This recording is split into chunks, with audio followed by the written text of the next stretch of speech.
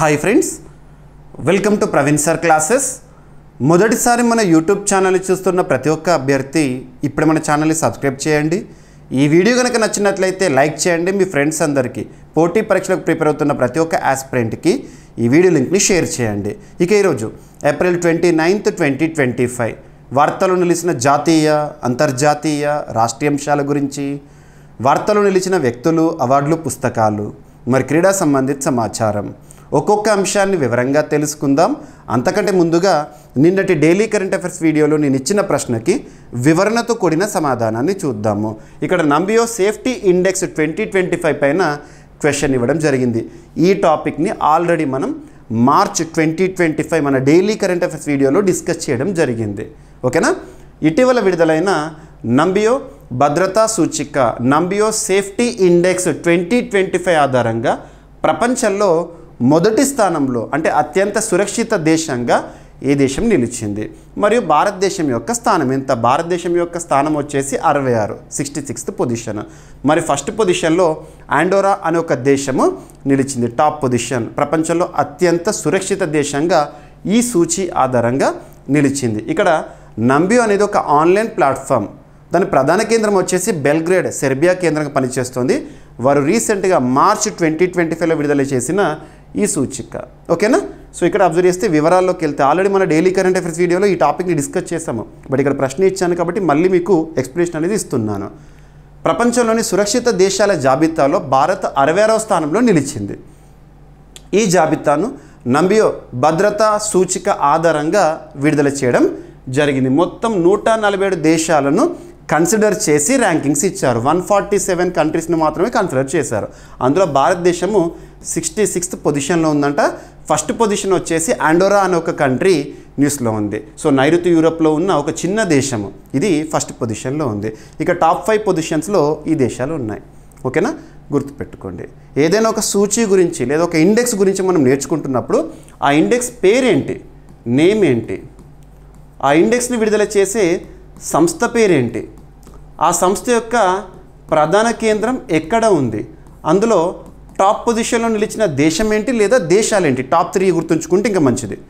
అందులో భారతదేశం యొక్క స్థానం ఎంత ఉంది, out of how many countries consider, ఎన్ని దేశాలను కన్సిడర్ చేసి ర్యాంకులను కేటాయించారు, ఫైనల్గా ఏ అంశాలను పరిగణలోకి తీసుకొని ఆ ర్యాంకులను విడుదల చేయడం జరిగింది ఆ పర్టిక్యులర్ ఆర్గనైజేషన్. ఇవి చూస్తే సరిపోతుంది. సో ఇక్కడ అబ్జర్వ్ చేస్తే ఏ అంశాలను పరిగణలోకి తీసుకున్నారు ర్యాంకింగ్స్ ఇవ్వడానికి అంటే, ఒక్కొక్క దేశం ఏవైతే 147 కంట్రీస్ని కన్సిడర్ చేశారు కదా, ఆయా దేశాల్లో ఏం చూసారట అంటే, ఆ దేశంలో నేరాల రేటును చూసారంట, ప్రజల భద్రతా భావం ఎలా ఉంది, వీధుల్లో నడిచే భద్రతా పరిస్థితులు ఎలా ఉన్నాయి, స్వేచ్ఛగా విహరించగలుగుతున్నారా, ఇలాంటివి, దోపిడీలు, కార్ల దొంగతనాలు, బహిరంగ వేధింపులు ఏ విధంగా ఉన్నాయి ఆయా దేశంలో, ఈ 147 కంట్రీస్లో, జాతి, మతం, చర్మరంగు అంటే రేషియల్ డిస్క్రిమినేషన్స్ ఉంటాయి కదా, అలాంటి అంశాలు, లింగపరమైన వివక్షలు ఎలా ఉన్నాయి, ఆస్తుల విధ్వంసం, లైంగిక నేరాలు, హింసాత్మక దాడులు, ఏమైనా వైలెన్స్ జరుగుతున్నాయి, ఇలాంటి అంశాలు, పర్యాటకుల అభిప్రాయాలు, టూరిజం అనేది ఇంపార్టెంట్, రాత్రి లేదా పగటి వేళ ప్రజలు ఎంత భద్రంగా ఉన్నారనే అంశాలు. నంబియో అనేది ప్రపంచంలోని నగరాలు మరియు దేశాలపై ఉపయోగకర ఆధారిత డేటాను అందించే ఒక ఆన్లైన్ ప్లాట్ఫామ్, గుర్తుంచుకోండి. ఓకేనా? సో ఇక భారతదేశం 66వ స్థానంలో ఉంది, మన పక్కన ఉన్న పాకిస్తాన్ 65వ స్థానంలో ఉంది, అమెరికా 89వ స్థానంలో ఉంది, 89వ స్థానంలో, బ్రిటన్ 87వ స్థానంలో ఉంది, చైనా 15వ స్థానంలో ఉంది. సో సింపుల్గా చూడండి, ప్రతి ర్యాంకింగ్స్ ఏవైతే ఉంటాయో అవన్నీ కూడా అఫీషియల్ కాదు. వాస్తవానికి చెప్పాలంటే మన భారతదేశానికి సంబంధించి చాలా నివేదికలు కొన్ని నెగిటివ్గా ఇవ్వచ్చు. ఎన్వైర్మెంటల్ పర్ఫార్మెన్స్ ఇండెక్స్ అలాంటి వాటిల్లో కానివ్వండి, టెర్రరిజంకి సంబంధించి కానివ్వండి, హ్యాపీనెస్ రిపోర్ట్లో కానివ్వండి, అందులో చూసి మన ర్యాంకింగ్స్ ఏవైతుంటే వాటి ఆధారంగా ఇలా ఉందా మన భారతదేశ పరిస్థితి పక్క దేశంతో పోలిస్తే, ఈ విధమైన అంచనా వేయకండి. ప్రతి ఒక్కటి కూడా వాస్తవం కాదు, కొన్ని వాస్తవానికి దూరంగా ఉంటాయి. ఓకేనా? ఇక్కడ చూడండి సింపుల్గా, అమెరికా 89th పొజిషన్ సురక్షిత దేశం, పాకిస్తాన్ 65th పొజిషన్, ఇక్కడ అంచనా వేయచ్చు. బట్ ఎగ్జామినేషన్ పాయింట్ ఆఫ్ వ్యూలో మనం జస్ట్ గుర్తుంచుకుంటే సరిపోతుంది, భారతదేశం యొక్క ర్యాంకుని గుర్తుపెట్టుకోండి. ఓకేనా? ఇక ఈరోజు ఫస్ట్ టాపిక్ వచ్చేసి వైభవ్ సూర్యవంశీ. ఈ పేరు భారతదేశ భవిష్యత్తులో ఒక ప్రత్యేకమైన గుర్తింపుతో ఉండబోతోందని చెప్పవచ్చు. అతిశయోక్తి లేదు. రానున్న భవిష్యత్తులో వైభవ్ సూర్యవంశీ అనే ఒక పేరు ఒక బ్రాండ్లో ఉండబోతోంది. ఇది నా ఒపీనియన్ కాదు. క్రికెట్ అభిమానులే కానివ్వండి, లేదా క్రికెట్ క్రీడాకారులే కానివ్వండి, ప్రపంచం మొత్తం కూడా నిన్నటి రోజున ఏప్రిల్ 28 రోజున ఈ పేరుని స్మరించింది. ఒక మాటలో చెప్పాలంటే ప్రస్తుతం ప్రపంచంలో అత్యంత పిన్న వయస్కుడిగా క్రికెట్లో ఒక రికార్డును సృష్టించి వార్తల్లోకి వచ్చాడు వైభవ్ సూర్యవంశీ. మార్చ్ మంత్ 2011లో జన్మించాడు. ప్రస్తుతం తన వయసు 14 సంవత్సరాలు మాత్రమే. ఆ 14 సంవత్సరాల వయసులో ఎలా ఉంటుంది మన ఆలోచన ధోరణి, మన జీవితం ఎలా ఉంటుందో మన అందరం కూడా అనుభవించిన వాళ్ళమే. అసలు వాస్తవానికి ప్రపంచం అంటే ఇది అని కూడా తెలియదు మనకు. అలాంటి పరిస్థితుల్లో ప్రపంచాన్ని తన వైపు తిప్పుకున్నాడు వైభవ్ సూర్యవంశీ. ప్రస్తుతం ఈ వర్ధమాన క్రికెట్లో తన పేరు ఒక సంచలనంగా నిలిచింది. సంచలనం అవ్వడానికి కారణం ఏంటంటే రీసెంట్గా ఈ ఏప్రిల్ 2025లో తన డెబ్యూ ఐపీఎల్లో డెబ్యూ చేశాడు. డెబ్యూ మ్యాచ్లోనే తన రికార్డు ఏంటంటే ఐపీఎల్ చరిత్రలోనే అత్యంత పిన్న వయస్కుడిగా ఆటను ఆరంభించిన వాడు. ఎదుర్కొన్న మొట్టమొదటి బంతినే 6గా మలిచాడు. ఇలాంటివి మనం విన్నాం. కానీ నిన్నటిది ఇక హిస్టారికల్ ఇంపార్టెన్స్గా ఉండబోతోంది. అదేంటంటే ఏప్రిల్ 28, 2025 రోజున తను ఫాస్టెస్ట్ సెంచరీని సాధించాడు. ఐపీఎల్ చరిత్రలో అత్యంత వేగవంతమైన సెంచరీని సాధించిన భారతీయ క్రికెటర్గా చరిత్రను లిఖించాడు. అంతకుముందు యూసుఫ్ పఠాన్ పేరిట ఉన్న రికార్డ్ ఏదైతే ఉంటుందో ఆ రికార్డ్ అనేది బ్రేక్ అయిపోయింది. యూసుఫ్ పఠాన్ ఐపీఎల్లో 37 బంతుల్లో సెంచరీ చేశాడు. ఇప్పుడు వైభవ్ సూర్యవంశీ 35 బంతుల్లోనే సెంచరీ సాధించడం జరిగింది.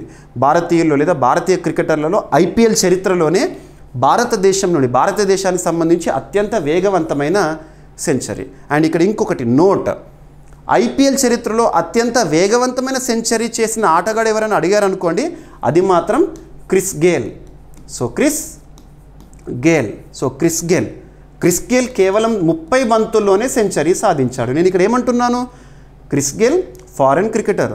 మన ఐపీఎల్లో ఫారినర్స్ కూడా ఆడతారు కదా, ఫారిన్ క్రికెటర్స్ వివిధ దేశాలకు సంబంధించి జాతీయ జట్టులు ఆడుతున్న ఆటగాళ్ళు ఆడతారు కదా. సో ఫారినర్స్ కాకుండా మన ఇండియా నుండి తీసుకుంటే ఫాస్టెస్ట్ సెంచరీ ఇప్పుడు వైభవ్ సూర్యవంశీ. తను ఏ జట్టుకు ఆడుతున్నాడంటే రాజస్థాన్ రాయల్స్ గుర్తుపెట్టుకోండి. ఐపీఎల్లో ప్రస్తుతం మనం చూస్తే 10 జట్లు ఉంటాయి కదా, 10లో ఇప్పుడు అందరి దృష్టి కూడా రాజస్థాన్ రాయల్స్ వైపు తిరిగింది. కేవలం ఈ వైభవ్ సూర్యవంశీ వల్లే. 14 సంవత్సరాల వయస్సులో ప్రపంచం అంటే ఏంటో కూడా తెలియని పరిస్థితుల్లో ప్రపంచాన్ని తన వైపు తిప్పుకున్న ఒక యువకుడు ఇప్పుడు Vaibhav Suryavanshi fastest century in IPL హిస్టరీతో వార్తల్లోకి వచ్చాడు. గుర్తుపెట్టుకోండి, ఓకేనా. బీహార్లో జన్మించాడు. సో బీహార్కి సంబంధించి ఓకేనా. తను 27 మార్చ్ 2011. ఇక్కడ మీరు గుర్తుంచుకోవాల్సింది ఏంటంటే 2011 సంవత్సరం మన ఇండియన్ క్రికెట్ హిస్టరీలోనే ఒక అద్భుతమైన సంవత్సరం మనం గుర్తుంచుకోవాలి. ఏంటి, క్రికెట్ వరల్డ్ కప్ని సాధించాము మనం. ICC cricket world cup, one day world cup Mahendra Singh Dhoni సారథ్యంలో భారతదేశ ఆతిథ్యంలో వరల్డ్ కప్ని సాధించాం. అదే వరల్డ్ కప్ని సాధించిన సంవత్సరం తను జన్మించాడు, ఓకేనా. సో ఇప్పుడు 14 సంవత్సరాల 32 రోజుల వయస్సులో తను సాధించిన రికార్డు T20లో పిన్న వయసులో సెంచరీ సాధించిన ఆటగాడు. పిన్న వయసులోనే అసలు యంగెస్ట్ టు స్కోర్ సెంచరీ, అది మాత్రం గుర్తుంచుకోండి. So Rajasthan Royals opener Vaibhav Suryavanshi Gujarat టైటాన్స్పై, ఇది కూడా ఇంపార్టెంట్, 35 బంతుల్లోనే శతకం సాధించాడు. ఇన్నింగ్స్లో 11 సిక్స్లు 7 ఫోర్లు బాది ఆటగా గుర్తింపు పొందాడు. ఇక T20 చరిత్రలోనే ఇంటర్నేషనల్ తీసుకోండి, ఎక్కడైనా సరే అత్యంత పిన్న వయసులో సెంచరీ సాధించి ప్రపంచ రికార్డు సృష్టించాడు. అత్యంత పిన్న వయసులో ఐపీఎల్లో అర్ధ సెంచరీ చేసిన పిన్న వయస్కుడిగా గుర్తింపు పొందాడు. క్రిస్ గేల్ ఇక్కడ వయస్సు రీత్యా కాకున్నా కూడా వయసు రీత్యా మాత్రం ఇతనే పిన్న వయస్కుడు. ఇక వేగవంతమైన అనే విషయానికి వస్తే ఐపీఎల్ చరిత్రలో 30 బంతుల్లో 100 రన్స్ క్రిస్ గేల్. కానీ ఇప్పుడు పిన్న వయసులో సెంచరీ అంటే మాత్రం సూర్యవంశీ, ఓకేనా. సో గుర్తుపెట్టుకోండి, ఇదంతా మీకు ఇందాక ఓరల్గా ఎక్స్ప్లెయిన్ చేశాను కదా. ఇండియన్ ప్రీమియర్ లీగ్ ప్రస్తుతం 18th ఎడిషన్ జరుగుతోంది. 18th edition. ఐపీఎల్ మొదటి ఎడిషన్ ఎప్పుడు స్టార్ట్ అయిందంటే 2008లో. ఐపీఎల్ స్టార్ట్ అయిన సమయంలో అసలు వైభవ్ సూర్యవంశీ పుట్టను కూడా పుట్టలేదు. ఈరోజు అదే ఐపీఎల్ని తన వైపున తిప్పుకున్నాడు వైభవ్ సూర్యవంశీ. ఎందుకంటే ఈరోజు ఈ టాపిక్ ఎందుకు స్టార్ట్ చేశానంటే ఒక ఇన్స్పిరేషన్.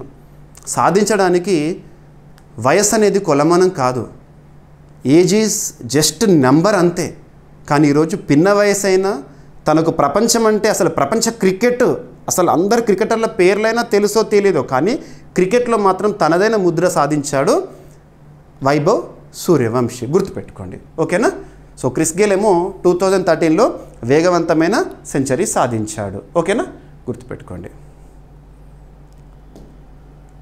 ఇక పాకిస్తాన్కు చెందిన 16 యూట్యూబ్ ఛానళ్ల పైన కేంద్ర ప్రభుత్వం నిషేధం విధించింది. ఇక్కడ మనం అబ్జర్వ్ చేస్తే మీరు అప్పుడప్పుడు వార్తాపత్రికల్లో టీవీ ఛానల్స్లో చూస్తూ ఉంటారు. కొన్ని వివాదాస్పద యూట్యూబ్ ఛానల్స్ పైన లేదా వివాదాస్పద సంస్థల పైన లేదా వివాదాస్పద ఏమంటాము పత్రికల పైన ఇలా నిషేధాజ్ఞలు విధించడం అనే టాపిక్ని మనం చూస్తూ ఉంటాం. ఏదైనా సరే మన దేశ సమగ్రత విషయంలో కానివ్వండి, ఇంటర్నల్ సెక్యూరిటీ విషయంలో కానివ్వండి, భద్రతాపరమైన సమస్యలు సృష్టించే యూట్యూబ్ ఛానల్సే కానీ, టీవీ ఛానల్సే కానీ, పత్రికా సంస్థలే కానివ్వండి, వేటిపైనైనా నిషేధం అనే ఒక పదం వినబడుతుంది అంటే మీకు ఒక్కటే గుర్తుకు రావాలి పోటీ పరీక్షల కోణంలో. ఏ చట్టంలోని ఏ సెక్షన్ ఆధారంగా ఇటీవల పలానా యూట్యూబ్ ఛానళ్ల పైన కేంద్ర ప్రభుత్వం నిషేధాజ్ఞలను విధించింది అని అడగవచ్చు. ఇక్కడ అబ్జర్వ్ చేస్తే IT act, information technology act 2000 ఏదైనా ఒక చట్టం గురించి చూస్తున్నప్పుడు కన్సర్న్ ఇయర్ అనేది గుర్తుపెట్టుకోవాలి. అందులో సెక్షన్ 69A ఆధారంగా భారతదేశంలో సమగ్రతను చెడగొట్టే విధంగా ఉన్నా కూడా లేదా సమస్యలను సృష్టించే విధంగా ఉన్న కమ్యూనల్ రైట్స్కి కారణమయ్యే సంస్థలే అయినా, యూట్యూబ్ ఛానల్సే అయినా, రెచ్చగొట్టే వ్యాఖ్యలు చేస్తున్న టీవీ ఛానల్సే కానివ్వండి, వాటిపైన భారత ప్రభుత్వం నిషేధాజ్ఞని విధిస్తుంది. ఇక్కడ మనం అబ్జర్వ్ చేస్తే రీసెంట్గా ఏప్రిల్ 22, 2025 రోజున పహల్గామ్ ఒక బ్లాక్ డే అని చెప్పాను. పహల్గామ్లో టూరిస్టర్ల పైన జరిగిన దాడులు, కాల్పులు, తీవ్రవాదులు పాపం అమాయక పర్యాటకులను పొట్టన పెట్టుకున్నారు. ఆ తర్వాత భారత్ పాకిస్తాన్ మధ్య సంబంధాలు ఎలా ఉన్నాయనేది మనం చూస్తూనే ఉన్నాము. ప్రస్తుతం చూస్తే యుద్ధ పరిస్థితులే కనబడుతున్నాయి. ఇలాంటి పరిస్థితులు ఇక పాకిస్తాన్కి సంబంధించి కానివ్వండి, దేశంలో ఇంటిగ్రిటీని చెడగొడుతున్న యూట్యూబ్ ఛానల్స్ పైన నిషేధాజ్ఞం అనేది విధించడం జరిగింది. గతంలో కూడా మీరు చూడండి 2020 సంవత్సరము జూన్ 15వ తేదీన ఇండో సైనో బార్డర్లో భారత్ చైనా సరిహద్దులో గాల్వన్ వ్యాలీ ఉంటుంది కదా, ఆ ప్రాంతంలో కల్నల్ సంతోష్ బాబు గారి మరణం. అసలు ఇండో సైనో బార్డర్లో మొట్టమొదటిసారి ఒక కల్నల్ స్థాయి అధికారి చంపబడము. ఆ తర్వాత భారత్ తీసుకున్న రియాక్షన్ ప్రతిచర్య ఏంటి? చైనాకి సంబంధించిన యాప్లు, టిక్ టాక్స్ కానివ్వండి, ఇలాంటివి ఏవైతే ఉంటాయో వందలాది యాప్స్ పైన భారత ప్రభుత్వం నిషేధాన్ని విధించింది. ఏ యాప్లపైన నిషేధాన్ని విధించారో అని ఎగ్జామినేషన్లు అడగరు. ఏ యూట్యూబ్ ఛానళ్ళ పైన నిషేధాన్ని విధించారని ఎవరూ అడగరు. అడిగేది ఏ చట్టంలోని ఏ సెక్షన్ ఆధారంగా. గుర్తుపెట్టుకోండి, ఓకేనా. సో ఈ విధంగా మనము సబ్జెక్ట్ లింక్ చేసుకుంటే సరిపోతుంది. నిన్నటి రోజున పాకిస్తాన్కి సంబంధించి లేదా పాకిస్తాన్కి సపోర్టివ్గా ఉన్న, ప్రస్తుతం రెచ్చగొట్టే వ్యాఖ్యలు చేస్తున్న, ఉదాహరణ చెప్పాలంటే ఇంకొకటి బీబీసీ. ఆల్వేస్ బీబీసీ అనేది నెగిటివ్ ఇన్ఫర్మేషన్, భారతదేశానికి సంబంధించి చాలా విషయాలు నెగిటివ్ ఇన్ఫర్మేషన్ ఇస్తూ ఉంటుంది. సో బీబీసీ కూడా భారత ప్రభుత్వం హెచ్చరికలు జారీ చేసింది, తప్పేం లేదు, ఓకే. ఇక SIPRI, Stockholm International Peace Research Institute, రక్షణ రంగానికి సంబంధించి పోటీ పరీక్షల కోణంలో రక్షణ రంగానికి సంబంధించి మనము చాలా క్వశ్చన్స్ ఎక్స్పెక్ట్ చేయొచ్చు. ఉదాహరణకు తీసుకుంటే వార్తల్లో నిలుస్తున్న విన్యాసాలను చూడాలి అన్నాను. మన భారతదేశ రక్షణ రంగ అవసరాలు తీర్చుకోవడంలో భాగంగా వివిధ దేశాల నుండి రక్షణ రంగ దిగుమతులను చేపడుతున్నాము. ఏంటో రక్షణ రంగ దిగుమతులు, ఏ దేశం నుండి, ఇలాంటివి చూడాలి. డిఫెన్స్ అక్విజిషన్ కౌన్సిల్ ఇటీవల వేటికి ఆమోదముద్ర వేసింది. పూర్తి స్వదేశీ పరిజ్ఞానంతో తయారవుతున్న ఆయుధ సంపత్తి గురించి కానివ్వండి, రక్షణ రంగానికి సంబంధించి వార్తలు నిలుస్తున్న ఒప్పందాలే కానివ్వండి, ఇటీవల కాలంలో రక్షణ రంగానికి సంబంధించి వార్తలు ఇచ్చిన అంతర్జాతీయ నివేదికలు ఏవైతే ఉంటాయో, సిప్రి రిపోర్ట్స్ కానివ్వండి, గ్లోబల్ ఫైర్ పవర్ ఇండెక్స్, ఇలాంటి వాటిపైన ప్రత్యేకంగా చూడాలి. ఇక్కడ అబ్జర్వ్ చేస్తే నిన్నటి క్లాస్లో మీకు నేను రఫేల్ మెరైన్ ఫైటర్ జెట్స్ గురించి డీల్ గురించి చెప్పాను, నిన్న క్లాస్లోనే చెప్పాను. April 28 డేట్ కూడా గుర్తుంచుకోండి. ఆ రోజునే భారత్ ఫ్రాన్స్ మధ్య G2G ఒప్పందం, గవర్నమెంట్ మధ్య కుదిరిన ఒప్పందం 26 రఫేల్ మెరైన్ జెట్స్ కొనుగోలు విషయంలో 63,000 కోట్ల రూపాయల డీల్ అనేది నిన్న కుదిరింది. ఆ టాపిక్ని నిన్నటి క్లాస్ కవర్ చేశాను. నిన్నటి క్లాస్లోనే మీకు టాపిక్ ఏదైనా న్యూస్లోకి వచ్చింది ఇంపార్టెంట్ అంటే ఏ రోజు టాపిక్ ఆ రోజే క్లోజ్ చేసేస్తున్నాను. నిన్నటి వీడియో చూడండి, మీకు ఈరోజు పేపర్లో వచ్చిందేమో కానీ నేను నిన్నే కవర్ చేసేసాను. సో ఇలా ఇంపార్టెన్స్ ఇవ్వండి. ఇక్కడ SIPRI Stockholm International Peace Research Institute. Stockholm అనేది స్వీడన్ దేశ రాజధాని. ఆ కేంద్రంగా పనిచేస్తున్న సిప్రి సంస్థ రక్షణ రంగానికి సంబంధించి నివేదికలు విడుదల చేస్తూ ఉంటుంది కదా. రీసెంట్గా మరొక గణాంకాలను రిలీజ్ చేసింది.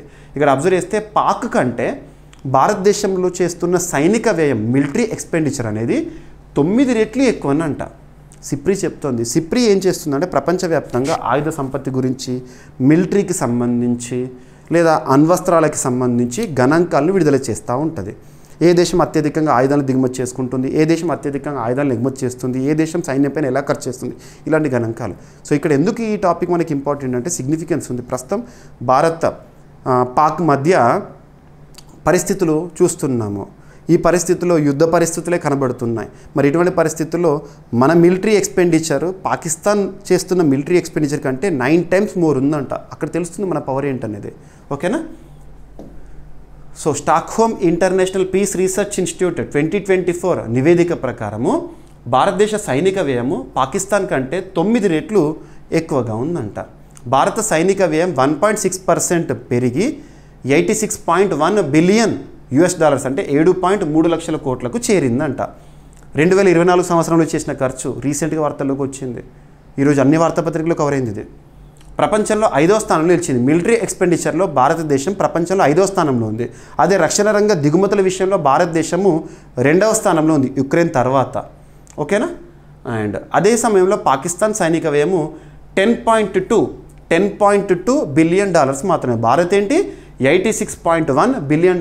పాకిస్తాన్ చేస్తున్న సైన్య ఖర్చు $10.2 బిలియన్ మాత్రమే. ప్రపంచంలో అత్యధిక సైనిక వ్యయం కలిగిన దేశాలు, మిలిటరీ ఎక్స్పెండిచర్ ఎక్కువ చేస్తున్న దేశం ఏంటంటే అమెరికా, తర్వాత China, Russia, Germany, next 5th Bharat. ఈ 5 దేశాలన్నీ కలిపి సైనికులపైన లేదా మిలిటరీ పైన చేస్తున్న ఖర్చు ప్రపంచ మిలిటరీ ఎక్స్పెండిచర్లో 60% అంట. ప్రపంచంలో అన్ని దేశాలు చేస్తున్న సైనిక ఖర్చు $100 అంటే ఈ టాప్ 5 కంట్రీస్ చేస్తుంది $60 అన్నట్టు. సింపుల్గా ఎగ్జాంపుల్ చెప్తున్నాను. ఇక సిప్రి స్టాక్హోమ్ కేంద్రంగా పనిచేస్తుంది స్వీడన్. ఓకేనా? ప్రపంచంలో ఆయుధాలకు సంబంధించి నివేదికలను ఇస్తూ ఉంటుంది రక్షణ రంగానికి సంబంధించి.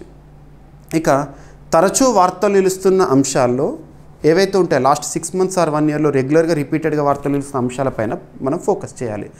అందులో కనుక మనం అబ్జర్వ్ చేసామనుకోండి, రీసెంట్గా ఇండియాస్ గ్రోత్ రేట్ ఎస్టిమేట్స్, భారతదేశం యొక్క వృద్ధి రేటు అంచనాలను ఏ సంస్థ ఎలా అంచనా వేస్తోంది, IMF ఎలా అంచనా వేసింది, ADB ఎలా అంచనా వేసింది, వరల్డ్ బ్యాంక్ ఎలా అంచనా వేసింది, ఇవన్నీ కూడా ఈ వారంలో మనం కవర్ చేసాము. ఇప్పుడు ఫిచ్ అనే ఒక రేటింగ్ ఏజెన్సీ వారు ప్రస్తుత ఆర్థిక సంవత్సరం అంటే 2025-26 ఆర్థిక సంవత్సరం, 2025 April 1 నుండి 2026 March 31 వరకు భారతదేశం యొక్క జీడిపి గ్రోత్ రేట్. జీడిపి అంటే gross domestic product. It is the final value of all the goods and services that are produced within the boundaries of the particular country within the given financial year. ఒక ఆర్థిక సంవత్సర కాలంలో ఒక దేశ సరిహద్దు లోపల ఉత్పత్తి అయ్యే అంతిమ వస్తు సేవల విలువనే ఆ దేశ జీడిపిగా చూస్తాము. మరి ఎందుకు ఇక్కడ పర్సెంటేజ్ చూస్తాం అంటే కంపారిటివ్ లాస్ట్ టైంతో పోలిస్తే ఇప్పుడు ఎలా ఉంది అని. సో ఫిచ్ రేటింగ్ సంస్థ భారతదేశం యొక్క వృద్ధి రేటుని ప్రస్తుత ఆర్థిక సంవత్సరం 6.4%కి తగ్గించింది. గతంలో 6.5% ఉంటుందని అంచనా వేశారు, ఇప్పుడు 6.4%కి తగ్గించింది. ఓకేనా? సో ఇది పాయింట్, ఎగ్జామినేషన్ పాయింట్ ఆఫ్ వ్యూలో అడగవచ్చు. ఓకేనా? సో ప్రస్తుతం ప్రపంచంలో ఉన్న అనిశ్చితి కానివ్వండి ఇవన్నీ కూడా ఇక్కడ. ఇక ఫిచ్ రేటింగ్స్ అనే సంస్థ 1914లో ఏర్పాటైంది. వృద్ధి రేటును అంచనా వేస్తుంది, ఆర్థిక రంగానికి సంబంధించి నివేదికలను ప్రచురిస్తూ ఉంటుంది. ఓకేనా? మీకు నేను ఇస్తున్న పీడిఎఫ్స్ ఏవైతే ఉంటాయో చూడండి. నేను డైలీ కరెంట్ అఫైర్స్ క్లాస్లో చెప్తున్న ఈ టాపిక్స్ అన్నీ మీకు ఇక్కడ చూపిస్తున్న స్లైడ్స్ అన్నీ కూడా పీడిఎఫ్లో ఇస్తున్నాను. ఇక్కడ ఎక్స్ప్లెనేషన్ ఇస్తున్నాను. పీడిఎఫ్ అనేది మీకు జీవీకే స్టడీ సర్కిల్ యాప్లో ఇస్తున్నాను. యాప్ లింక్ మన ఈ వీడియో కింద కామెంట్ బాక్స్లో డిస్క్రిప్షన్లో మీకు ఇచ్చాను. మీరు ఆ లింక్ని క్లిక్ చేయండి, మన యాప్ని ఇన్స్టాల్ చేసుకోండి. అందులో మీకు డైలీ CA అనే ఒక కోర్సు ఉంటుంది. అందులో శాంపుల్ పీడిఎఫ్స్ కూడా ఇచ్చాను, ఒక 5-6 డేస్కి సంబంధించి మీరు చూడవచ్చు ఎలా ఇస్తున్నాను పీడిఎఫ్ అని చెప్పేసి. అది ఉంటుంది, మనం చదివింది ఎంతవరకు గుర్తుంటుంది అని చెప్పేసి అంచనా వేసుకోవడానికి పరీక్షలు అనేవి ఇంపార్టెంట్. కాబట్టి టెస్ట్ సిరీస్ కూడా ఇస్తున్నాను అందులో, current affairs test series. So రాయండి, ఓకేనా. సో మీకు కోర్సెస్ పైన ఆఫర్ అనేది ఉంది, ఈరోజు కూడా అవైల్ చేసుకోండి.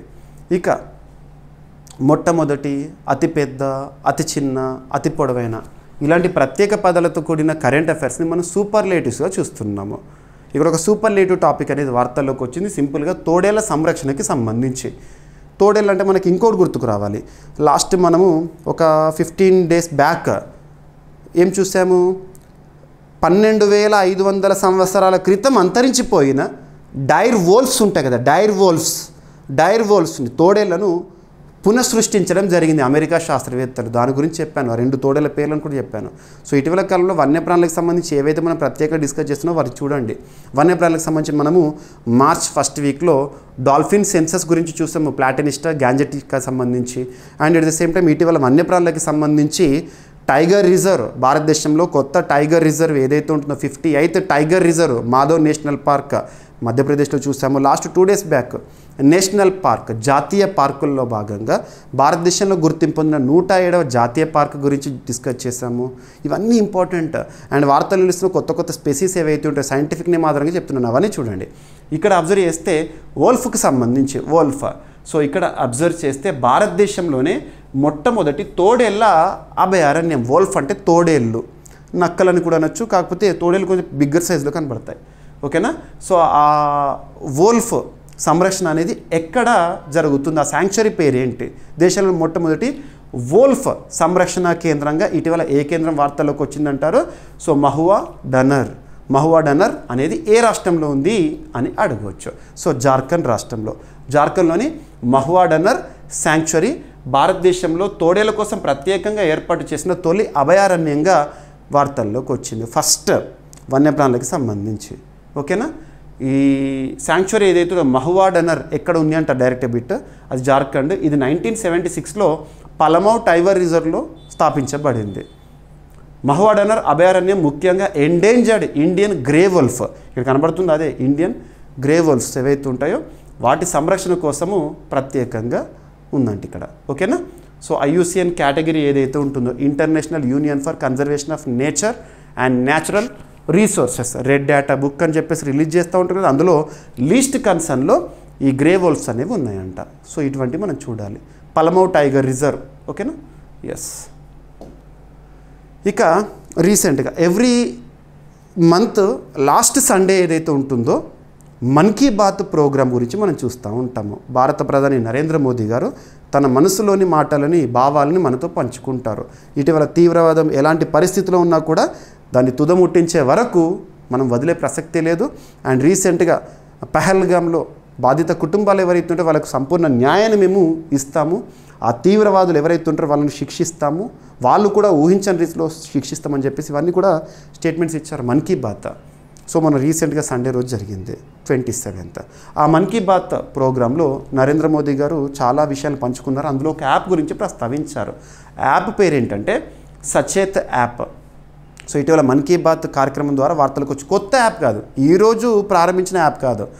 మన్ కీ బాత్ కార్యక్రమంలో వేటినైతే నరేంద్ర మోదీ గారు ప్రస్తావిస్తున్నారో వాటిని ఎగ్జామినేషన్ కోణంలో ఎక్స్పెక్ట్ చేయొచ్చు, ఎందుకంటే అవి ట్రిగ్గర్ అవుతున్నాయి. ఇప్పుడు రాష్ట్రపతి ప్రసంగంలో కానీ నరేంద్ర మోదీ గారి ప్రసంగంలో కానివ్వండి వస్తున్న పదాలు, ప్లేసెస్, వ్యక్తులు అవి ఇంపార్టెంట్, ఎగ్జామ్లో ట్రిగ్గర్ అవుతాయి అవి. సో రీసెంట్గా వార్తల్లోకి వచ్చింది. అది దేనికి సంబంధించి అంటే NDMA national Disaster Management authority పరిధిలో పనిచేస్తున్న ఒక యాప్ డిజాస్టర్ ప్రిపేర్డ్నెస్కి సంబంధించి ఉద్దేశించబడింది. సో విపత్తు సంసిద్ధత గురించి మనకు అందులో తెలుసుకోవచ్చు, ఓకేనా. ఎస్. సో జాతీయ విపత్తు నిర్వహణ సంస్థ నేషనల్ డిజాస్టర్ మేనేజ్మెంట్ అథారిటీ, ఇది స్టాచ్యుటరీ బాడీ, చట్టబద్ధ సంస్థ. నేషనల్ డిజాస్టర్ మేనేజ్మెంట్ యాక్ట్ ఆధారంగా ఏర్పడింది. నేషనల్ డిజాస్టర్ మేనేజ్మెంట్ అథారిటీకి ఎక్స్ అఫిషియో చైర్పర్సన్గా ఎవరు ఉంటారంటే ప్రైమ్ మినిస్టర్ ఉంటారు. వారు ప్రారంభించిన సచేత మొబైల్ యాప్ విపత్తుల సమయంలో భారతదేశ ప్రజలకు సమయానుకూల హెచ్చరికలు అందించడానికి లక్ష్యంగా రూపొందించబడింది. దాని గురించి మాట్లాడారు రీసెంట్గా. ప్రధాని నరేంద్ర మోదీ గారు ఇటీవల మన్ కీ బాత్ కార్యక్రమంలో ఈ యాప్ గురించి ప్రస్తావించారు. Sachet app common alerting protocol ఆధారంగా పనిచేస్తుంది అలర్ట్స్ ద్వారా. వినియోగదారుల ప్రదేశానికి అనుగుణంగా real time geo tagged alerts ఇస్తుంది. ఉదాహరణకు నేను ఏ ప్రాంతంలో ఉంటానో ఆ ప్రాంతానికి సంబంధించిన సమాచారం అలా. ఓకేనా. సో వినియోగదారులు తమ రాష్ట్రం లేదా జిల్లా ఆధారంగా ప్రత్యేక అలర్ట్స్కు సభ్యత్వం తీసుకోవచ్చు అంట. ప్రధానంగా వరదలు, తుఫాన్లు అండ్ భూక్షయాలు కానివ్వండి, భూకంపాలు కానివ్వండి, సునామీలు కానివ్వండి, ఫారెస్ట్ ఫైర్స్ కానివ్వండి, వీటికి సంబంధించి సమాచారాన్ని అందిస్తూ ఉంటుంది. జాతీయ విపత్తు నిర్వహణ సంస్థ 2005 సంవత్సరంలో ఏర్పాటైంది. ఓకేనా, గుర్తుపెట్టుకోండి. అండ్ వార్తలు నిలుస్తున్న సదస్సులు సమావేశాలపైన పోటీ పరీక్షలు క్వశ్చన్స్ అడగవచ్చు. ఇటీవల చాలా సదస్సుల గురించి చూసాము. రెజినా డైలాగ్ గురించి చూసాము. అబ్జర్వర్ రీసెర్చ్ ఫౌండేషన్ వారు and ministry of external affairs వారు సంయుక్తంగా నిర్వహించారు న్యూఢిల్లీలో. దాని యొక్క థీమ్ ఏంటి అంటారు? కాలచక్ర, పీపుల్, పీస్, ప్లానెట్ అని ఇలాంటివి. ఏదైనా థీమ్ గురించి చూడాలి సమ్మిట్స్ గురించి చూసినప్పుడు. And at the same time రీసెంట్గా మనం అబ్జర్వ్ చేస్తే 6th బిమ్స్టెక్ సదస్సు శిఖరాగ్ర సదస్సు ఎక్కడ జరిగింది? థాయిలాండ్ దేశ రాజధాని బ్యాంకాక్లో జరిగింది. థాయిలాండ్ ఆతిథ్యంలో అధ్యక్షతన. సో దానికి సంబంధించిన థీమ్ ఏంటి అంటారు? ఇలా చూడాలి. ఏదైనా సదస్సు గురించి చూసినప్పుడు ఆ సదస్సు ఎక్కడ, ఆ సదస్సుకు సంబంధించి ఎన్నవ ఎడిషను, అండ్ ఆ సదస్సులో పాల్గొన్న దేశాలు, దాని యొక్క థీమ్ ఏంటి, థీమ్ ఏ లాంగ్వేజ్లో ఉంటే అదే లాంగ్వేజ్లో గుర్తుపెట్టుకోవాలి. సో ఇక్కడ అబ్జర్వ్ చేస్తే బ్రిక్స్. సో బ్రిక్స్కి ప్రస్తుతం అధ్యక్ష బాధ్యతలను ఎవరు నిర్వర్తిస్తున్నారంటే బ్రెజిల్. బ్రిక్స్కి అధ్యక్ష బాధ్యతలను బ్రెజిల్ నిర్వహిస్తుంది. బ్రెజిల్ కంటే ముందు రష్యా. అందుకే గతంలో మనం రష్యాలో బ్రిక్స్ శిఖరాగ్ర సదస్సు గురించి చూసాము. బ్రిక్స్లో ప్రస్తుతం 10 సభ్య దేశాలు ఉన్నాయి. రీసెంట్గా ఇండోనేషియా గురించి చూసాము. సో ఇక్కడ బ్రిక్స్కి సంబంధించి ఒక సమ్మిట్ అనేది వార్తల్లోకి వచ్చింది. అది మినిస్ట్రీ ఆఫ్ లేబర్ అండ్ ఎంప్లాయ్మెంట్కి సంబంధించి ముఖ్యంగా కార్మిక ఉపాధి అవకాశాల అంశాలపై డిస్కస్ చేయడానికి ఒక ప్రపంచ వేదికగా బ్రిక్స్ దేశాలకు సంబంధించి ఎక్కడ జరిగిందంటే బ్రెజిల్లో జరిగింది, బ్రెసిలియా ప్రాంతంలో. దాని యొక్క థీమ్ ఏంటి అంటారు? సో రీసెంట్గా ముగిసింది. బ్రెజిల్ అధ్యక్షతన బ్రెజిల్లో 11వ బ్రిక్స్ కార్మిక మరియు ఉపాధి మంత్రుల సమావేశం, ministry of labour and employment మంత్రుల సమావేశం బ్రిక్స్ దేశాలకు సంబంధించి జరిగింది. సమావేశం యొక్క థీమ్ ఏంటంటే strengthening the cooperation of Global South for more inclusive and sustainable governance. థీమ్స్ని ఎప్పుడైనా ఏ లాంగ్వేజ్లో ఉంటే అదే లాంగ్వేజ్లో గుర్తుంచుకోండి, ట్రాన్స్లేషన్ చేయకండి. బట్ అర్థం అవ్వడానికి అర్థం చేసుకోండి. ఇక్కడ చూడండి, జస్ట్ ఇంక్లూజివ్ మరియు సస్టైనబుల్ గవర్నెన్స్ కోసము గ్లోబల్ సౌత్ సహకారాన్ని బలోపేతం చేయడం. ప్రస్తుతం గ్లోబల్ సౌత్ అనేది కీలక పాత్ర పోషిస్తుంది ప్రపంచంలో. ఓకేనా. మరి భారతదేశ బృందానికి భారతదేశం నుండి ఎవరు అటెండ్ అయ్యారు? లేబర్ అండ్ ఎంప్లాయ్మెంట్ మినిస్ట్రీ నుండి. అంటే సో ఇప్పుడు అబ్జర్వ్ చేస్తే శోభా కరంద్లాజే గారు నేతృత్వం వహించారు. ఓకేనా. ఇక బ్రిక్స్ కూటమి 2009లో ఏర్పాటైంది. ఓకేనా. 2025 నాటికి బ్రిక్స్ ప్రపంచ జనాభాలో 40% జనాభాని, సింపుల్గా ఇండియా చైనా చాలు సో జనాభా విషయంలో, ప్రపంచ జీడిపిలో దాదాపు 25% వాటా కలిగి ఉన్నాయి బ్రిక్స్ దేశాలు. ఓకేనా, గుర్తుపెట్టుకోండి. ఇక గిన్నిస్ బుక్ ఆఫ్ వరల్డ్ రికార్డ్స్లో 2 గుర్తింపు పొందినాయి. బీహార్కి సంబంధించి ఇటీవల బౌద్ధ సన్యాసులకి సంబంధించిన ఒక సమావేశము బీహార్కి సంబంధించి. At the same time Bihar రాష్ట్ర సంస్కృతిలో భాగమైన మధుబని పెయింటింగ్, లార్జెస్ట్ పెయింటింగ్. ఎగ్జామ్లో అడుగుతారు, మధుబని అనే ఒక పెయింటింగ్ ఏ రాష్ట్ర సంస్కృతిలో భాగం, ఏ రాష్ట్రానికి సంబంధించి అంటే బీహార్. మధుబని ఒక మంచి ఆర్టిస్టిక్ వర్క్. ఇది GI tag product. Madhubani painting అనేది జాగ్రఫికల్ ఇండికేషన్ ట్యాగ్ ఉంది. సో ఇవి గిన్నిస్ బుక్ ఆఫ్ వరల్డ్ రికార్డులో చోటు పొందినాయి. ప్రపంచంలో అతిపెద్ద మధుబని పెయింటింగ్ రీసెంట్గా వేశారు బీహార్లో. ఆ విషయంలో బీహార్కి గిన్నిస్ బుక్లో చోటు పొందింది.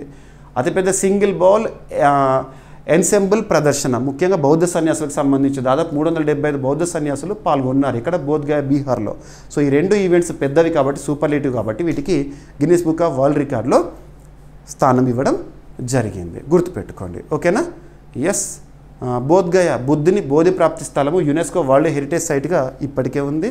మధుబని పెయింటింగ్ బీహార్ రాష్ట్రం చెందిన ప్రసిద్ధిగాంచిన ఒక కళ, ఆర్టిస్టిక్ వర్క్. ఓకేనా. Guinness Book of World Records 1955లో మొదలై ప్రపంచంలో అత్యంత ప్రసిద్ధమైన రికార్డు పుస్తకంగా నిలిచింది. 2025 నాటికి బీహార్ కళా సాంస్కృతిక ప్రదర్శనలు గ్లోబల్ గుర్తింపు పొందుతోంది. సో బీహార్, నితీష్ కుమార్ గారు బీహార్కి ముఖ్యమంత్రిగా ఉన్నారు. మనం ఈరోజు ఫస్ట్ టాపిక్ వైభవ్ సూర్యవంశీ చూసాం కదా, తను కూడా బీహార్కి సంబంధించే. ఇక నెక్స్ట్ ఢిల్లీ, దేశ రాజధాని. ఢిల్లీలో ప్రస్తుతం అధికారంలో ఉన్న party BJP, Bharatiya Janata party. So 20 సంవత్సరాల తర్వాత ఆఫ్టర్ 2 డికేడ్స్ ఢిల్లీలో అధికారాన్ని కైవసం చేసుకుంది బీజేపీ, ఆమ్ ఆద్మీ పార్టీ స్థానంలో. ఇక్కడ అబ్జర్వ్ చేస్తే రేఖా గుప్తా గారు ముఖ్యమంత్రిగా ఉన్నారు. ఢిల్లీలో అసెంబ్లీ స్థానాలు మొత్తం 70 కదా, సో 70 ఇవన్నీ కూడా గుర్తుపెట్టుకోండి. సో రీసెంట్గా ఢిల్లీ అసెంబ్లీ ఎన్నికల్లో భాజపా విజయడంక మోగించింది. రేఖా గుప్తా గారు ఢిల్లీ ప్రజల సంక్షేమం కోసం ఇక్కడ ఢిల్లీకి సంబంధించి ప్రత్యేకంగా వృద్ధుల సంరక్షణ కోసం ఒక ఇనిషియేటివ్ అనేది నిన్నటి రోజున వార్తల్లోకి వచ్చింది. ఆయుష్మాన్ వయోవందన అనే ఒక పథకం. ఆయుష్మాన్ వయోవందన లేదా వయోవందన అంటే వృద్ధులకు సంబంధించి study of old age gerontology. ఓకేనా. మన భారతదేశ రాజ్యాంగంలో అత్యున్నత చట్టమైన మన భారతదేశంలో అత్యున్నత చట్టమైన రాజ్యాంగంలో 4వ భాగంలో ఆదేశిక సూత్రాల గురించి చూస్తాం కదా. అందులో ఆర్టికల్ 41 వృద్ధుల సంక్షేమము, దివ్యాంగుల సంక్షేమము, యువతకు సంబంధించి ఉపాధి హక్కు ఇలాంటివి చూస్తూ ఉంటాము. ఓకేనా, గుర్తుపెట్టుకోండి. ఢిల్లీ ప్రభుత్వం 70 ఏళ్ళ పైబడిన వృద్ధుల కోసము ఆయుష్మాన్ వయోవందన పథకాన్ని ప్రారంభించింది. ఈ పథకం కింద 10 లక్షల రూపాయల వరకు ఆరోగ్య బీమా కవరేజ్ను అందించనున్నారంట. వృద్ధులకు ఉచిత వైద్య సేవలు, వార్షిక ఆరోగ్య తనిఖీలు, భద్రత గల డిజిటల్ ఆరోగ్య రికార్డులు కల్పిస్తారంట. ఢిల్లీ వృద్ధ జనాభా గౌరవం సంరక్షణ ముఖ్యము. ఓకేనా. ఢిల్లీకి సంబంధించి 69th కాన్స్టిట్యూషనల్ అమెండ్మెంట్ ఇంపార్టెంట్. మీకు ఢిల్లీ గురించి ప్రత్యేక స్పెషల్ వీడియోస్ చాలాసార్లు అందించాను, ఒకసారి చూడండి సరిపోతుంది. ఇక ఏఐ కిరణ్ ఆర్టిఫిషియల్ ఇంటెలిజెన్స్ సంబంధించి సింపుల్గా చెప్పాలంటే ప్రస్తుతం ప్రపంచాన్ని నడిపిస్తోంది కృత్రిమ మీద. So the dependency on artificial intelligence is increasing now days. అటువంటి ఆర్టిఫిషియల్ ఇంటెలిజెన్స్ విభాగంలో మహిళా సాధికారత కోసం ఏఐ కిరణ్ అనేది వార్తల్లోకి వచ్చింది. ఆర్టిఫిషియల్ ఇంటెలిజెన్స్ రంగంలో మహిళా సాధికారత కోసము. సో రీసెంట్గా ఇదేంటి అసలు ఏఐ కిరణ్ అంటే? AI Kiran to empower Indian women in AI. ఎగ్జామ్లో అడగవచ్చు. ఏఐ కిరణ్ అనే ఒక జాతీయ అవగాహన కార్యక్రమాన్ని భారతదేశంలో మహిళల ఆర్టిఫిషియల్ ఇంటెలిజెన్స్ నాయకత్వాన్ని women empowerment in artificial intelligence రిలేటెడ్గా ప్రారంభించారు. ఎవరు ప్రారంభించారంటే ఇక్కడ అబ్జర్వ్ చేస్తే మనకు ప్రస్తుతం శాస్త్రీయ సలహాదారు కార్యాలయం ఉంది కదా, సో వారు మరియు వెరిక్స్ అనే సంస్థ, ఐఎన్కే విమెన్ అనే సంస్థ రీసెంట్గా ప్రారంభించారు. సో భారత ఏ రంగంలో లింగ అసమానతను ఇన్ఈక్వాలిటీస్ని తగ్గించాలి, ఏ రంగంలో అండ్ మహిళల పాత్రను పెంపొందించడం. భారతదేశ ఏఐ మార్కెట్ 2027 నాటికి $17 బిలియన్ చేరనుంది. 2035 నాటికి $1 ట్రిలియన్ ఆర్థిక వృద్ధికి దోహదపడే అవకాశం ఉందంట. ఓకేనా, గుర్తుపెట్టుకోండి. ఇక క్రీడలకి సంబంధించి స్పోర్ట్స్ రిలేటెడ్గా సో భారతదేశం ఆతిథ్యంలో ఇటీవల 2nd Asia yogasana sports championship అనేది ముగిసింది. 2nd Asian yogasana sport championship 25th April నుండి 27th ఏప్రిల్ వరకు జరిగింది ఇందిరాగాంధీ స్టేడియం, మన దేశ రాజధాని న్యూఢిల్లీలో. సో ఈ షెడ్యూల్ గురించి మనం గతంలో డిస్కస్ చేసాము. సో రీసెంట్గా ఈవెంట్ ముగిసింది కాబట్టి ఎన్ని పథకాలు భారతదేశం సాధించిందో చూడాలి. సో దాదాపు 170 కంటే ఎక్కువ అథ్లెట్స్ పాల్గొన్నారు. 40+ టెక్ ఎక్స్పర్ట్స్ పాల్గొన్నారు ఇందులో. నెక్స్ట్ వచ్చేసి 20+ నేషన్స్ పాల్గొన్నారు. నెక్స్ట్ 100+ వాలంటీర్స్ ఇందులో పాల్గొన్నారు. సో ఇక్కడ అబ్జర్వ్ చేస్తే 2nd ఆసియా యోగాసన స్పోర్ట్స్ ఛాంపియన్షిప్లో భారతదేశం మొత్తం ఎన్ని పథకాలు సాధించింది అంటారు? 87 మెడల్స్ని సాధించింది. అందులో 83 స్వర్ణాలు, 3 రజతాలు, 1 కాంస్యం ఉంది. పథకాల పట్టికలో భారత్ టాప్లో ఉంది. ఇది ఇంపార్టెంట్. సో యోగా ప్రస్తుతం ప్రపంచానికి యోగాను పరిచయం చేస్తుంది భారత్. యోగాకి ఇంపార్టెన్స్ ఇస్తూ June 21 ఎవ్రీ ఇయర్ కూడా ఇంటర్నేషనల్ యోగా డేని సెలబ్రేట్ చేసుకుంటున్నాము. June 21 every year. So 2nd తర్వాత భారత్ తర్వాత జపాన్, మంగోలియా నెక్స్ట్ పొజిషన్లో ఉన్నాయి పథకాల పట్టికలో. ఓకేనా, సో గుర్తుపెట్టుకోండి. ఈ వేడుకను యోగాసన భారత్ యువజన వ్యవహారాలు మరియు క్రీడల మంత్రిత్వ శాఖ, ప్రస్తుతం ఈ మంత్రిత్వ శాఖ కన్సర్న్ మినిస్టర్గా ఎవరు విధులు నిర్వర్తిస్తున్నారో మన్సుఖ్ మాండవ్య గారు, and sports authority of India వీరు సంయుక్తంగా నిర్వహించారు. మరి మొట్టమొదటి ఆసియా యోగాసన స్పోర్ట్స్ ఛాంపియన్షిప్ అనేది ఎక్కడ జరిగింది అంటారు చరిత్ర? ఇప్పుడు 2nd ఎడిషన్ కదా, ఫస్ట్ ఇది ఎక్కడ జరిగింది అంటారు? 2022 ఇయర్లో థాయిలాండ్ రాజధాని బ్యాంకాక్లో జరిగింది. గుర్తుపెట్టుకోండి. ఓకేనా. యోగాసన క్రీడను 2020 సంవత్సరంలో భారత ప్రభుత్వం అధికారికంగా క్రీడా విభాగంగా యోగాను క్రీడగా ఏ సంవత్సరంలో గుర్తించింది భారత ప్రభుత్వం అంటారు? ఓకేనా. కేడి జాదవ్ అరేనా న్యూఢిల్లీలో భారతదేశంలో అత్యాధునిక ఇండోర్ క్రీడా మైదానాల్లో ఒకటి. అక్కడే జరిగింది ఈ ఈవెంట్ అంతా కూడా. ఇక south Asian youth table tennis championship రీసెంట్గా ముగిసింది ఏప్రిల్ 24 నుండి 27 వరకు. ఎక్కడ జరిగిందంటే నేపాల్లోని కాఠ్మండ్ వేదికగా జరిగింది. అందులో భారత్కు 13 స్వర్ణాలు రావడం జరిగిందంట. ఇది ఇంపార్టెంట్. సో కాఠ్మండ్లో జరిగిన దక్షిణాసియా యూత్ టేబుల్ టెన్నిస్ ఛాంపియన్షిప్స్లో భారత యువ ప్యాడర్లు అద్భుత విజయాన్ని సాధించారు. భారత్ మొత్తం 13 స్వర్ణ పతకాలను గెలుచుకుంది. అండర్ 19 బాలికలు, అండర్ 15 బాలికలు, అండర్ 15 బాలర్ విభాగంలో 3 స్వర్ణాలు వచ్చినాయి. నెక్స్ట్ అండర్ 19, అండర్ 15 డబుల్స్ ఈవెంట్స్లో మొత్తం 6 బంగారు పతకాలు స్వర్ణాలు వచ్చినాయి. అండర్ 19 బాలురు మరియు బాలికలు సింగిల్స్ ఈవెంట్స్లో 4 స్వర్ణ పతకాలు రావడం జరిగింది. మరి ఈ టోర్నమెంట్ని Table Tennis Federation of India వారు సహకారం అందించారు. ఈ టోర్నీకి వాస్తవంగా అంతర్జాతీయ స్థాయిలో నిర్వహించడం జరిగింది. భారతదేశంలో టేబుల్ టెన్నిస్ సంబంధించి రెగ్యులేటరీ బాడీ ఏంటి, Table Tennis Federation of India 1926లో స్థాపించబడింది. ఓకేనా. ఇక క్రీడలకు సంబంధించి రీసెంట్గా మనం అబ్జర్వ్ చేసాము. ఇంటర్నేషనల్ ఒలింపిక్ కమిటీకి చరిత్రలోనే 130 ఇయర్స్ చరిత్ర ఉన్న ఇంటర్నేషనల్ ఒలింపిక్ కమిటీకి ఐఓసీకి మొట్టమొదటి మహిళా చీఫ్గా క్రిస్టీ కోవెంట్రీ గారు వచ్చారన్నాను. క్రిస్టీ కోవెంట్రీ ఏ దేశం, జింబాబ్వే. ఏదైనా ప్రముఖ సంస్థలకి సంబంధించి అధిపతులు ఎవరైతే ఉంటారో వారు ఏ దేశానికి సంబంధించిన వారు అనేది పాయింట్ ఫోకస్ చేయాలి. ఉదాహరణ తీసుకుంటే WHO టెడ్రస్ అదనం గారు చీఫ్గా ఉన్నారు. తను ఏ దేశానికి సంబంధించిన వారు అని అడుగుతారు. ఇథియోపియా. ఇలాంటివి ఇంపార్టెంట్ ఎగ్జామినేషన్ పాయింట్ ఆఫ్ వ్యూలో. సో ఇక్కడ అబ్జర్వ్ చేస్తే బ్యాడ్మింటన్ వరల్డ్ ఫెడరేషన్ అంతర్జాతీయ స్థాయిలో బ్యాడ్మింటన్ క్రీడను నిర్వహించేది, నియంత్రించేది BWF.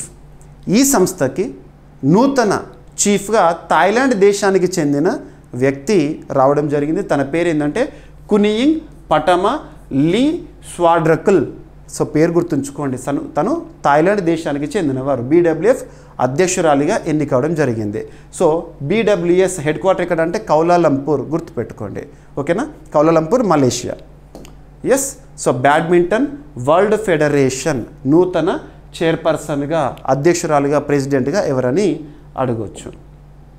ఇక నెక్స్ట్ క్రీడలకు సంబంధించి ఒక పర్సన్ ఆఫ్రికన్ ఒక రికార్డుతో వార్తలు నిలిచారు. తన పేరు గుర్తుపెట్టుకోండి. Kenyan athlete Agnes Ngetich. తను రీసెంట్గా విమెన్ ఓన్లీ 10 కిలోమీటర్ వరల్డ్ రికార్డుని సాధిస్తూ వార్తల్లోకి వచ్చింది. ఓకేనా. Agnes became the first women to run distance in under 30 minutes. 30 నిమిషాల్లోనే విమెన్ ఓన్లీ 10 కిలోమీటర్ వరల్డ్ రికార్డుని సాధిస్తూ రీసెంట్గా వార్తల్లోకి వచ్చిన అగ్నెస్ ఎంగటిచ్ ఏ దేశానికి చెందిన వారంటారు. సో కెన్యాకి సంబంధించి. ఓకేనా. తను 29 నిమిషాల 27 సెకండ్లలో రికార్డుని సాధించడం జరిగింది. ఏప్రిల్ 2025లో జరిగిన ఈవెంట్ రీసెంట్గా. ఓకేనా. సో గుర్తుపెట్టుకోండి. ఎస్. ఇక అవార్డ్స్ అనే టాపిక్ ఈరోజు. సో ఇక్కడ అబ్జర్వ్ చేస్తే NICDCకి రీసెంట్గా ఉద్యోగ వికాస్ అనే ఒక పురస్కారం భారత ప్రభుత్వం నుండి రావడం జరిగింది. ఇండస్ట్రియల్ స్మార్ట్ సిటీల అభివృద్ధికి కాను ఆ సంస్థకి, NICDC సంస్థకి ప్రత్యేకంగా ఒక పురస్కారం అనేది రావడం జరిగింది. National Industrial Corridor Development Corporation greenfield industrial smart సిటీల అభివృద్ధిలో చేసిన విశేష కృషికి ఉద్యోగ వికాస్ అవార్డుని పొందడం జరిగింది. డైరెక్ట్గా గుర్తుపెట్టుకోండి. ఓకేనా. ఉద్యోగ వికాస్ పురస్కార గ్రహీతగా ఇటీవల వార్తల్లోకి వచ్చిన ఎవరో అని అడుగుతారు. ఓకేనా. అండ్ పేరు గుర్తుంచుకోండి, ఫుల్ ఫామ్ గుర్తుంచుకోండి. ఇక మన భారతీయుడు ఒక దేశానికి సంబంధించిన ఒక ప్రతిష్టాత్మక పురస్కార గ్రహీతగా ఫిజీ దేశానికి సంబంధించిన ప్రతిష్టాత్మక పురస్కారాన్ని గెలుపొందుతూ వార్తల్లోకి వచ్చారు. Companion of the Order of Fiji పురస్కార గ్రహీతగా మధుసూదన్ సాయి గారు. సో తన పేరు గుర్తుపెట్టుకోండి. సో మధుసూదన్ సాయి గారిని ఫిజీ దేశాధ్యక్షులు రటు నైకామా రీసెంట్గా ఏప్రిల్ 25, 2025 ఫిజీ అత్యున్నత పురస్కారమైన Companion of the Order of Fiji పురస్కారంతో సత్కరించారు. ఈ మధుసూదన్ సాయి గారు వైద్య రంగంలో చాలా చారిటీస్ ద్వారా తనకంటూ ప్రత్యేక గుర్తింపు పొందారు. ముఖ్యంగా పిల్లలకు వైద్య సహాయం అందించడంలో కానివ్వండి ఇలా. ఓకేనా. సో గుర్తుపెట్టుకోండి. Companion of the Order of Fiji అనేది ఫిజీ ప్రభుత్వ అత్యున్నత పౌర పురస్కారం. ఇక నెక్స్ట్ ఒక వ్యక్తి ఈరోజు వార్తల్లోకి వచ్చారు. యాక్చువల్గా మరణిస్తూ వార్తల్లో నిలిచిన వ్యక్తి ఈరోజు ఏదైనా ప్రతిష్టాత్మక గుర్తింపుతో వార్తల్లోకి వచ్చినా కూడా మనం చూడాలి. ఎప్పుడో మరణించారు, కానీ ఈరోజు ఎందుకు గుర్తింపు వచ్చారంటే తన శత జయంతి ఉత్సవాల సందర్భంగా ప్రత్యేకంగా భారత ప్రభుత్వం పరిధిలో డిపార్ట్మెంట్ ఆఫ్ పోస్ట్ ఉంటుంది కదా, సో తపాలా శాఖ వారు ప్రత్యేకంగా తన పేరిట ఒక స్టాంప్ని రిలీజ్ చేస్తున్నారు. ఓకేనా? సో తన పేరు ఏంటని అడుగుతారు. పండిట్ చతుర్లాల్ జయంతి. పండిట్ చతుర్లాల్ ఇటీవల ఒక ప్రముఖ వ్యక్తి వార్తల్లోకి వచ్చారు. తను ఏ రంగంలో ప్రత్యేక గుర్తింపు పొందారు? కళల రంగంలో. ఓకేనా? పండిట్ చతుర్లాల్ శత జయంతి ఉత్సవాన్ని పురస్కరించుకొని ప్రత్యేక స్టాంప్ని విడుదల చేయనుంది తపాలా శాఖ, భారత పోస్టల్ శాఖ వారు. ఓకేనా? తను 1925 to 1965 వరకు బ్రతుకునే వ్యక్తి. ఓకేనా? సో తనకంటూ ప్రత్యేక గుర్తింపు ఏ రంగంలో ఉంది అని అడుగుతారు. సో తను ప్రత్యేకంగా సంగీత ప్రపంచంలో గుర్తింపు పొందిన వ్యక్తి. తబలాలో తనకంటూ ప్రత్యేక గుర్తింపు ఉంది. ఓకేనా? భారత పోస్ట్ పండిట్ చతుర్లాల్ శత జయంతికి సంబంధించి ఒక గుర్తింపు అనేది, స్టాంప్ అనేది రిలీజ్ చేయబోతున్నారు, ప్రత్యేక లేదా కమ్మమరేటివ్ స్టాంప్. ఓకేనా? అండ్ వార్తలు నిలిచిన పుస్తకాలు. ద కాశ్మీర్ షాల్ అనే ఒక పుస్తకం రీసెంట్గా వార్తల్లోకి వచ్చింది. ద కాశ్మీర్ షాల్ రోసీ థామస్ గారు రాసిన పుస్తకం. ద కాశ్మీర్ షాల్ అనే ఒక పుస్తకం రీసెంట్గా వార్తల్లోకి వచ్చింది. ఎవరు రాశారని అడుగుతారు. Rosie Thomas. అందులో 2 ప్రాంతాల గురించి ప్రత్యేకంగా వివరించారు. ఏంటి ఆ ప్రాంతాలు అంటే వేల్స్ మరియు కాశ్మీర్, కాశ్మీర్లోని లడఖ్ కూడా. ఒకప్పుడు జమ్మూ కాశ్మీర్ అనేది ఒకటే రాష్ట్రంగా ఉండేది. సో కాశ్మీర్ లడఖ్ ఒక ప్రాంతంగా ఇక్కడ చూడండి. ఈ బుక్లో తను అలాగే వివరించారు. అండ్ వేల్స్ అంటే మనకు యూకేకి సంబంధించి. ఓకేనా? సో అందులో తన అనుభవాల గురించి రాయడం జరిగింది. కాశ్మీర్ షాల్ ఉంటుంది కదా, కాశ్మీర్ షాల్ అంటే ఏంటంటే పాష్మినా షాల్ అంటే మనం ఒక ఉన్ని GI ట్యాగ్ ప్రోడక్ట్, దాని యొక్క గొప్పతనాన్ని కూడా ఇందులో వివరించారు. ఇక న్యాయశాస్త్రంలో తనకంటూ ప్రత్యేక గుర్తింపు పొందిన ఒక ప్రముఖ వ్యక్తి తన ఆత్మకథతో ముందుకు రావడం జరిగింది. Beyond the Courtroom Reflections on Law, Constitution and Nationhood అనే ఒక పుస్తకం రీసెంట్గా వార్తల్లోకి వచ్చింది. ఈ పుస్తకం యొక్క రచయిత ఎవరంటే ఫలియస్ నారిమన్. న్యాయశాస్త్రంలో తనకంటూ ప్రత్యేక గుర్తింపు, తన అనుభవాలను ఈ పుస్తక రూపంలో మనతో పంచుకోవడం జరుగుతుంది. డైరెక్ట్గా గుర్తుపెట్టుకుంటే ఏదైనా పుస్తకాల గురించి మనం చూస్తున్నప్పుడు కవర్ పేజ్ చూడండి. కవర్ పేజ్ పైన ఏ లాంగ్వేజ్లో అయితే పేరు ఉంటుందో అదే లాంగ్వేజ్లో గుర్తుపెట్టుకోండి. ట్రాన్స్లేషన్ చేయకండి. Nouns cannot be translated. Translation errors కారణంగా మార్కులు కోల్పోయే ప్రమాదం ఉంది. ఓకేనా? ఇక ఈరోజు ప్రశ్న. 2024 సంవత్సరంలో జరిగిన ICC International Cricket Council T20 men's cricket World కప్కి ఆతిథ్యం ఇచ్చిన దేశం లేదా దేశాలేంటి? ICC T20 men's cricket world Cup 2024 8వ ఎడిషన్. అందులో విజేత ఎవరు? ఎవరిపైన విజేతగా నిలిచింది ఛాంపియన్ జట్టు? ఈ ప్రశ్నకి సమాధానం మీకు ఎంతవరకు తెలిస్తే అంతవరకు కామెంట్ బాక్స్లో కామెంట్ రూపంలో ఇవ్వండి. ఎంతవరకు తెలిస్తే అంతవరకు. బట్ నేను కోరుకునేది ఏంటంటే వీడియో చూస్తున్న ప్రతి ఒక్క ఆస్పిరెంట్ నుండి సమాధానం. రానున్న పోటీ పరీక్షను దృష్టిలో ఉంచుకొని ఏ పోటీ పరీక్ష అయినా, ఏ స్థాయి పోటీ పరీక్ష అయినా తప్పనిసరిగా పలానా టాపిక్స్ నుండి క్వశ్చన్స్ వస్తాయని వేటినైతే నేను భావిస్తున్నానో వాటిని ఇక్కడ మీకు క్వశ్చన్ రూపంలో ఇస్తున్నాను. తర్వాత నెక్స్ట్ డే ఎక్స్ప్లెనేషన్ అనేది ఇస్తున్నాను. మీకు క్లారిటీ అనేది క్రియేట్ చేస్తున్నాను. ఓకేనా? సమాధానం ఇవ్వండి. మీ నుండి నేను కోరుకునేది ఏంటంటే ఒక లైక్ వీడియోకి, అండ్ మీ ఫ్రెండ్స్ అందరికి షేర్ చేయండి. కామెంట్ బాక్స్లో కామెంట్ ఇవ్వండి. ఇక ఈరోజు టాపిక్స్ని మనం క్విక్ రివిజన్ చేస్తే, సో వైభవ్ సూర్యవంశీ భారతదేశ క్రికెట్ చరిత్రలో ఒక రికార్డును సృష్టిస్తూ వార్తల్లోకి వచ్చాడు. And IT act section 69A SIPRI report అనేది వార్తల్లోకి వచ్చింది సైనిక వ్యయానికి సంబంధించి. నెక్స్ట్ భారతదేశ GDP వృద్ధి రేటును ఫిచ్ సంస్థ ఎలా అంచనా వేస్తోంది. అండ్ జార్ఖండ్ రాష్ట్రంలోని భారతదేశంలోని మొట్టమొదటి వోల్ఫ్ శాంక్చురీ వార్తల్లోకి వచ్చింది, మహువా డనర్. అండ్ సచేత్ అనే ఒక యాప్ రీసెంట్గా వార్తల్లోకి వచ్చింది. అండ్ 11th బ్రిక్స్ సమ్మిట్ అనేది రీసెంట్గా వార్తల్లోకి వచ్చింది. Ministry of labour and employment వారు హాజరయ్యారు. అండ్ బీహార్ రాష్ట్ర సంస్కృతిలో భాగమైన మధుబని ఆర్టిస్టిక్ వర్క్ అండ్ బౌద్ధ సన్యాసుల సమావేశం అనేది గిన్నిస్ బుక్ ఆఫ్ వరల్డ్ రికార్డులో చోటు పొందింది. అండ్ ఢిల్లీ ప్రభుత్వం ప్రారంభించిన వై వందన యోజన లేదా Ayushman Vay Vandana. Next AI Kiran artificial intelligence రంగంలో మహిళా సాధికారత కోసం ప్రారంభించబడిన ఒక కార్యక్రమము. And 2nd Asian Yogasana sports championship అనేది రీసెంట్గా వార్తల్లోకి వచ్చింది. సో అందులో భారత్ సాధించిన పథకాలన్నీ. And next south Asian youth table tennis championship ఎక్కడ జరిగింది, ఇందులో భారత్ ఎన్ని స్వర్ణాలను గెలుచుకుంది అంటారు. అండ్ నెక్స్ట్ థాయిలాండ్కి చెందిన ఒక మహిళ బ్యాడ్మింటన్ వరల్డ్ ఫెడరేషన్కి నూతన అధ్యక్షురాలిగా. అండ్ ఇటీవల కెన్యాకి సంబంధించి అగ్నెస్ ఎంగెచ్ తను ప్రపంచ రికార్డుని సాధించారు. అండ్ ఉద్యోగ వికాస్ అనే ఒక పురస్కార గ్రహీతగా NICDC భారత ప్రభుత్వం నుండి. నెక్స్ట్ మధుసూదన్ సాయి ఫిజీ దేశ అత్యున్నత పురస్కారం గెలుచుకోవడం జరిగింది, Companion of the Order of Fiji. And Pandit Chaturlal జయంతి సందర్భంగా పోస్టల్ స్టాంప్ విడుదల భారత పోస్టల్ డిపార్ట్మెంట్ వారు. And Kashmiri shawl Rosy Thomas గారు రాసిన ఒక పుస్తకము. And Beyond the Courtroom Reflections on Law, Constitution and Nationhood అనే పుస్తక రచయిత ఫ్యాలీ ఎస్ నారిమన్ ఆత్మకథ ఆటోబయోగ్రఫీ. సో ఈరోజు ప్రశ్న, 2024 సంవత్సరంలో జరిగిన ICC T20 men's cricket World కప్కి ఆతిథ్యం ఇచ్చిన దేశం లేదా దేశాలు ఏంటి, ఎన్నవ ఎడిషన్, విజేత ఎవరు, ఎవరిపైన విజేతగా నిలిచారు. సో ప్రతి ఒక్కరు సమాధానాన్ని ఇవ్వండి. ఏమైనా మిస్లేనియస్ టాపిక్స్ ఉంటే రేపటి క్లాస్లో జోడించి మళ్ళీ డిస్కస్ చేద్దాము. మళ్ళీ రేపు కలుద్దాం. Thank you.